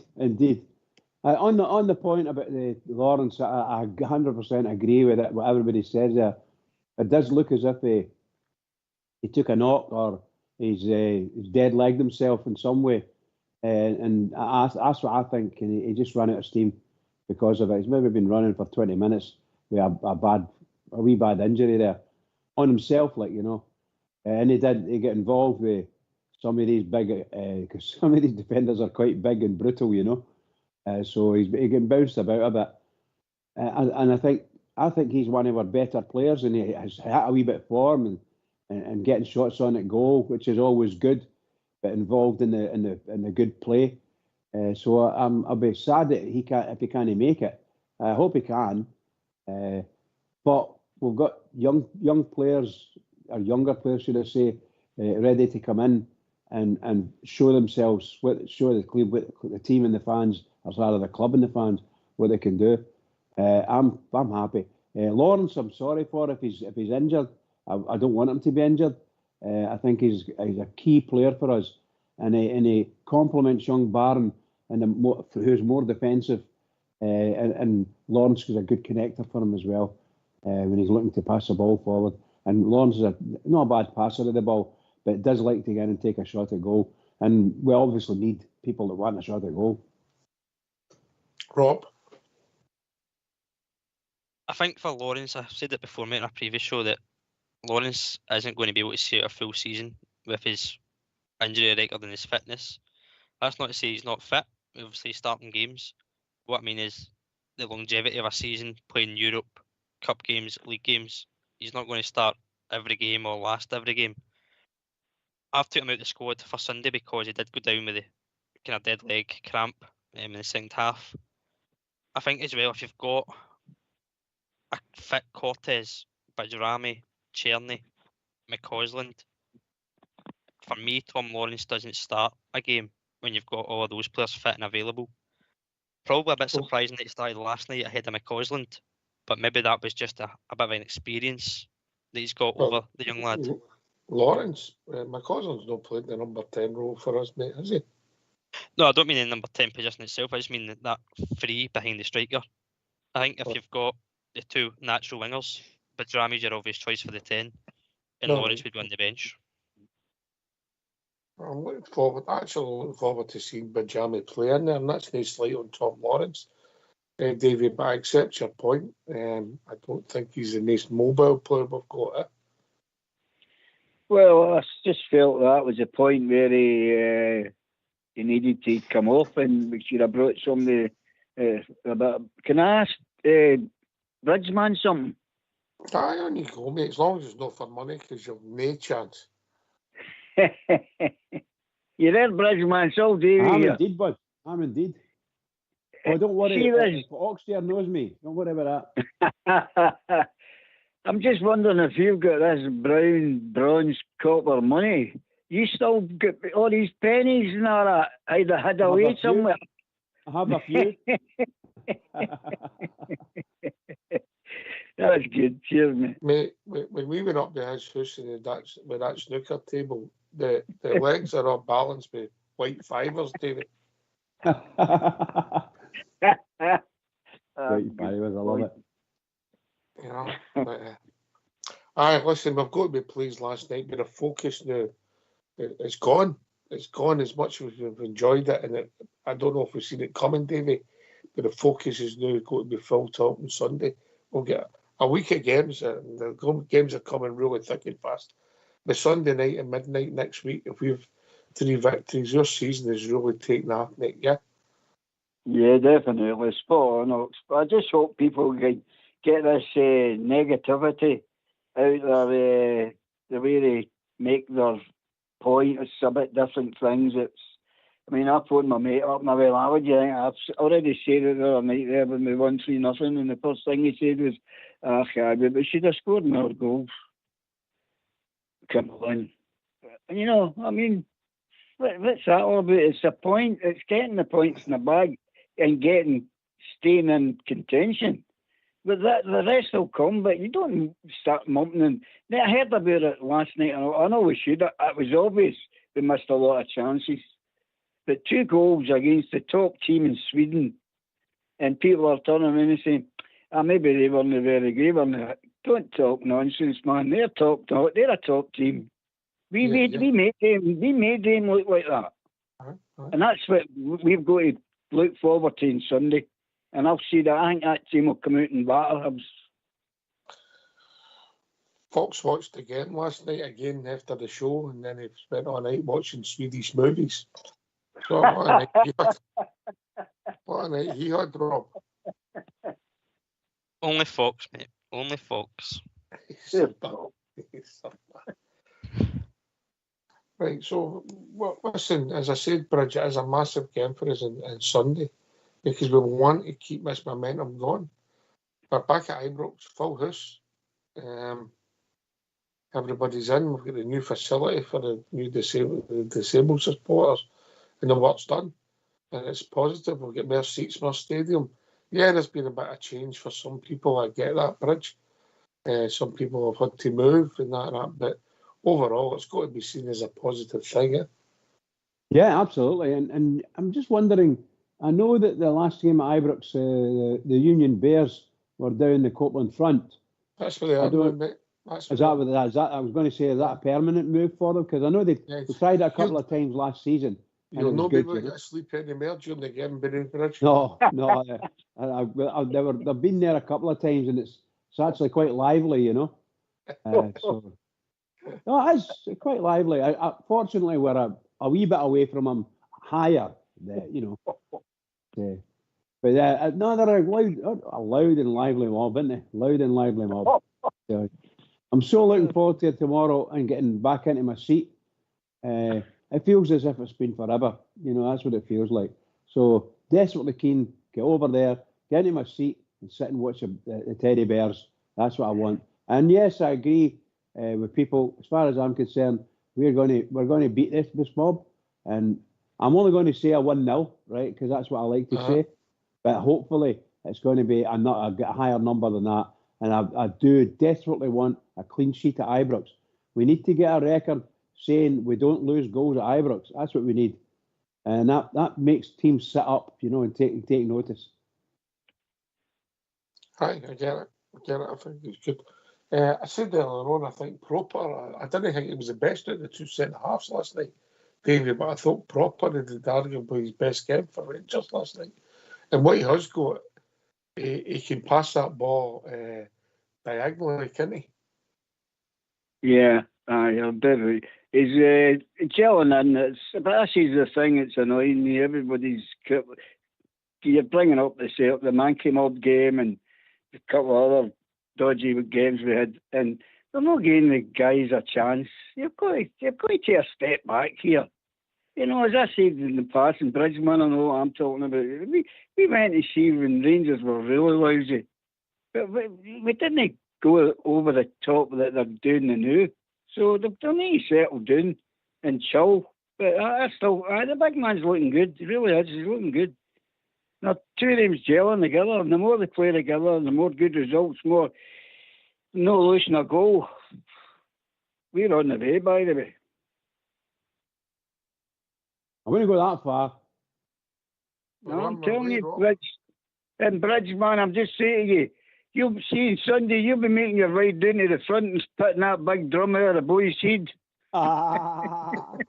Nothing like that, pal. Nothing like that. Oh, wait you hear that. I might just jump in and tap at him, you never know.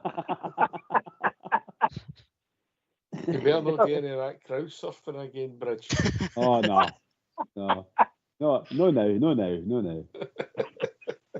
I'm racing into 80.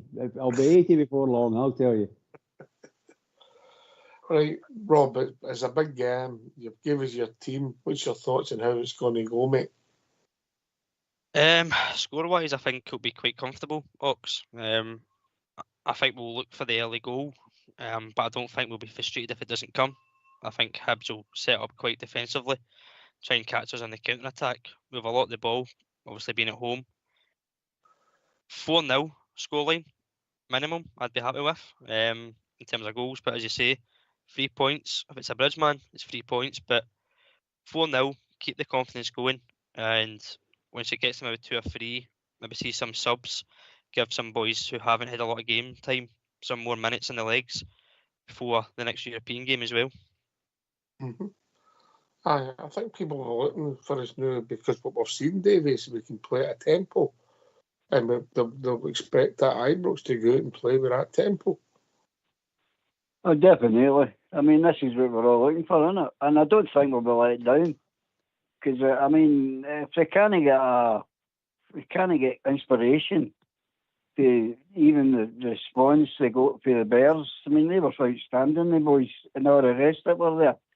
And it'll be wild on Sunday because that place will be jumping, really jumping. And I don't think we'll let them down. I think they'll be right up for this. I think you'll start seeing the team that we all thought we were going to get. I think you'll start seeing that come to fruition. Hopefully, but I'm very confident we will. And what's pleased you about the team then? I know what I think, Davey, what's pleased you? Well, they look like a team. They're not disjointed. I mean, we were all getting worried about this, what was it, 4-4-3, 4-2. 4-2-3-1. Yeah, the dusty back formation. You know, I mean, that was never even mentioned last night about the game. Same formation, wasn't it? Aye, it was. So it can work. But everybody, I mean, I was like yourself. I was saying that, but I said a way back. To get that formation, you need that type of player, and now we're getting that type of player, and it's all coming together. Before that, we had players that were trying to move out, and we were just trying to get a team together, and it wasn't happening. I think you'll start seeing it now a lot better coming, and we've got a good bench starting to get a strong bench coming.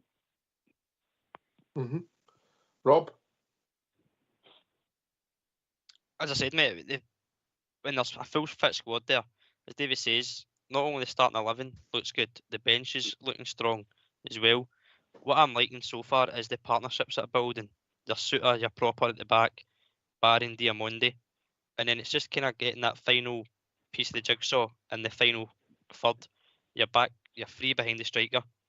We've obviously got the injuries to Matondo and Cortez, but the players that have been given their chance have come in and they've done no harm in trying to get a jersey while the boys are out. So it's all clicking together. And I know Clement said October. Us as fans demand it right away. But there's a lot of players. 16 players went out, 11 came in. It does take time. And I know people could look at the table and say there's teams above us. Aberdeen, they've gelled quickly. They'll fall. They will fall and we'll run on. The more games we play, the stronger our squad becomes. Those partnerships get stronger, more reliable, comfortable.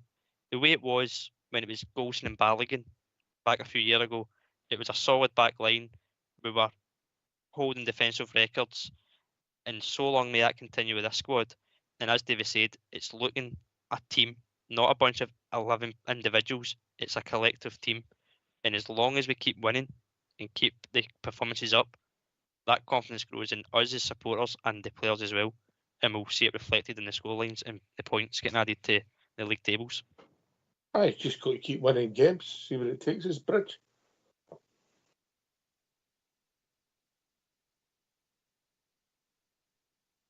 Last call for Bridge. Davy boy. I think what was making a lot of I think a lot of people were getting concerned about the new players no having the feel for the club. You know, we all know what we've got. We know how we feel, and they're all saying, this is what's wrong with these guys. They don't know what it's like playing for Rangers. Well, I don't think that's the case. I've watched the reaction of these guys, and they're out there getting everything. Everything. You could see it when they scored. You see it when they went up with the crowd. So they're buying into it, and Big Clement bought well into it. So we need to keep that going and keep the momentum going, and be a bit less negative all the time. Right. Listen, there's a difference between critiquing a performance and just being so negative about the whole club. There's some positives at the club. Yeah, there's been mistakes made. Nobody can deny that, Rob, but there's a lot of positive things happening. Like this weekend, I think it's 125 years we're at Ibrox. I think it was this weekend we're opening up that new part of the ground. So it's maybe fitting. There is, mate, and we've got to look at the positives. There's been there's been a lot of negatives and issues off the park as well as on the park. We're not going to get carried away from last night. We're going to enjoy the moment, the victory, and the performance. But as you say, that's in the past. That's gone. We now look forward to back at Ibrox, a full capacity. As Bridges touched on it, going back to his seat. There's many supporters will be looking forward to that. Going back to their home comforts, sitting with their friends, being all together again as supporters, watching our club, and hopefully a more comfortable sitting for some back at Ibrox than maybe the last time they were there, with a good performance, a victory, and the momentum keeps going. Another thing, Ox, as well about the squad is last night you only had 4 players the age of 30 or over. There's a lot of young boys in our club now. There's a lot of prospects and opportunities for these players to grow at our club, and we're giving them a fantastic platform. Who was that? Butland, Tav, Proper, Lawrence. and Lawrence. Okay. Experience is there, but you've got a lot of young boys. The midfield were all, 22, 26, Bidrami is. So 22, 26-year-old midfielders. Dessers is 29, he's getting close to the 30 mark, but the majority of squad was mid-early 20s. What a platform for them to grow at our club, and they'll get stronger as we get stronger. Listen, we need results and this will grow, and if the punters get behind them, we don't know where it's going to go, but without the punters behind them, it makes it more difficult, Davey, so it's time to roll up our sleeves and for us to do it better. Well, definitely, and you can always depend on that. You know, the young boys last night were outstanding. What's impressed me is that everyone that's came in, it's took some of them a bit of time through different scenarios, but when you see them coming onto the park, that's where you go. To me, this is just my opinion. I'm looking at them going, that's what we've been missing. I heard you saying it a couple of times when the Dundee United game, and we brought, who was it we brought on that big centre? Yeah. You know, and you went like, wow, well, what did you think of him? I mean, that was you thought, that was the first thing you thought, wasn't it? And you went, that's what we've been needing. So that's the way I'm looking at it, and it's not just the one player, it's 3, 4 of them now, and they're all getting together. So it's definitely, we're heading in a green light in the right direction. I shouldn't say a green light, that was bad. I retract that. And you've seen enough blue lights in your day. No, but I think things are looking a lot rosier, and people want to realise that. But see this negativity about, we played all right, but we should have scored more goals. Come on. Right, but that'll come. But you scored 2 in a European game. We missed a bundle. Fair dues. But at least we made the chances. We weren't doing that. They were creating that, and we're getting the goals as well. So that's a bonus ball. Certainly is, Rob, isn't it? It is, and it all clicks together. You get the performance, you get the chances, you get the goals, you get the results. That's the main thing. It's all boils down to that. If you can do the hard work on and off the ball, it gets rewarded at the end of the season, as long as you say, Ox, keep winning games. But the next game, as Bridge always says, is the most important, and that's Hibs on Sunday. And you went for a 4-0, have you? 4-0. 4-0, mate. I've went for it. Aye. Well, good man. Bridge turned the Good game off man. after 56 seconds last night, David, because that was not enough goals. Brilliant. Well, none have seen that one coming, but it was a joy to be seen. Can I come in on that? Yeah, there you go. Just to say that, sorry I had to drop out there because I was listening to you and trying to talk to you, but nothing was happening. However, we're back in now. Just when we're talking about the stadium, and that obviously I hope like hell that we go back to the stadium and it's packed. That's what I want. Full house. Always want a full house at Ibrox. And the fans need to realise that's what they need to do. And I understand their bitterness and things going on. And really and truly, Rangers, our club, or my club and our club, call it what you like, they cannot afford to do what they've done. This nonsense about having no fans in the Copeland, no, it's no right. We have to make sure it's right. Sometimes when an emergency comes up and it has to be done, then fine, we can live with that. But don't be planning things and all of a sudden we've got to go to Hampden. No, never go to Hampden. First of all, never go anywhere else other than Ibrox. We do when emergency is up, we do it. But please, if you're planning work in and around Ibrox, has got an effect on an impact on the fans. Please make sure it's done in a close season and it's timely. That's all I've got to say about that. Aye, well, if they'd told us the project was going to end by the end of September and they made the contingencies, they would have batted an eyelid. It was because we thought it was going to be finished 5 or 6 weeks ago. Correct. You know, it's getting the planning right, getting the organisation right. There's a big learning curve because things weren't done properly. But it's done now, Davey, and you've got to take it as a positive. You've got to move on. And if it works out well and it gives the people a better viewing platform, keeps them out the elements, I'm all for it, Davey. 100%. You're 100% right. Oh, so that's the big picture that a lot of people don't see because they're just they're not looking at the picture right. They only see what they want to see, and that's doom and gloom at times. And we don't need that. We do not need that. We've had enough of that in the past. So it's even in the bad times, my heart's where it'll always be, and that's where it gels. And you know that. I've met you a few times, and people listen to me know where it lies. But if you don't have that when you're talking about them, it's the same conversation, and then bringing up some stupid things about this is not right, that's not right. I don't get that. I just don't get that at all. Can I ask you one thing also about the allocation of the tickets? Mm-hmm. Now, is Hibs getting the full whack? I believe they're getting the away support, mate. That's my understanding. They're going to get that right back in the corner. Yeah. And have they cut back the Rangers allocation? I believe they have, mate. And by the way, they'll need us shortly. If we hammer them at the weekend, they're not having a great start neither, are they? No, but I just don't think that's right. I mean, I'm bringing something up about my own, but I don't think they should get the full whack. But obviously that's internal. That's nothing to do with the troops. Aye, I get your point, mate. If they cut yours, you cut theirs, you know. And as I say, Scottish football's going to end up hating themselves to death. Anyway, we've reached that time of the evening, Rob. I'm going to go to Davy first, but before we go to Davy, we've got to congratulate Kathy on her call tonight. She stole the show, didn't she? Yes, she did, mate.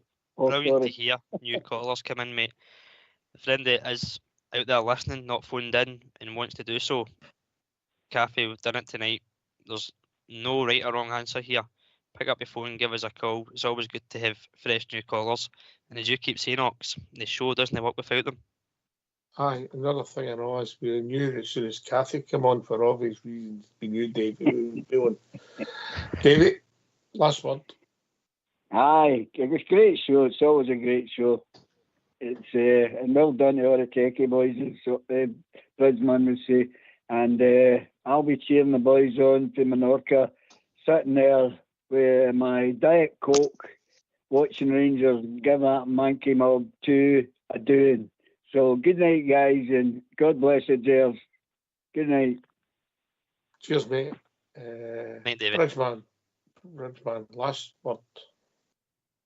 What can I say? Oxford, what a fantastic night. Really enjoyed it. Brilliant discussions. And I'm so sincere when I say this.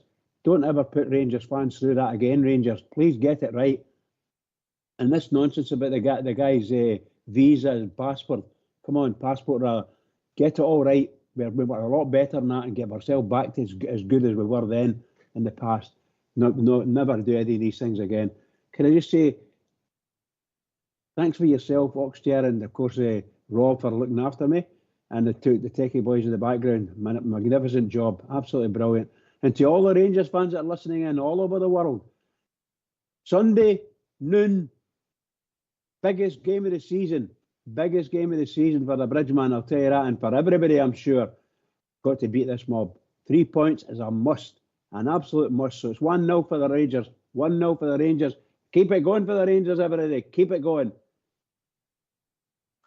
And thanks to Davey for joining us. Kathy, great call, first time caller. Thanks to Robin Bridgeman for doing the show. Fox and Old School Blue for doing the technicals. This has been Rangers Radio. I think it's a 12:30 kickoff. On Sunday, Rangers Radio will be back an hour before the kickoff in Sunday's game, building up to another Rangers victory. Come on, Rangers, take it away. Old School Blue.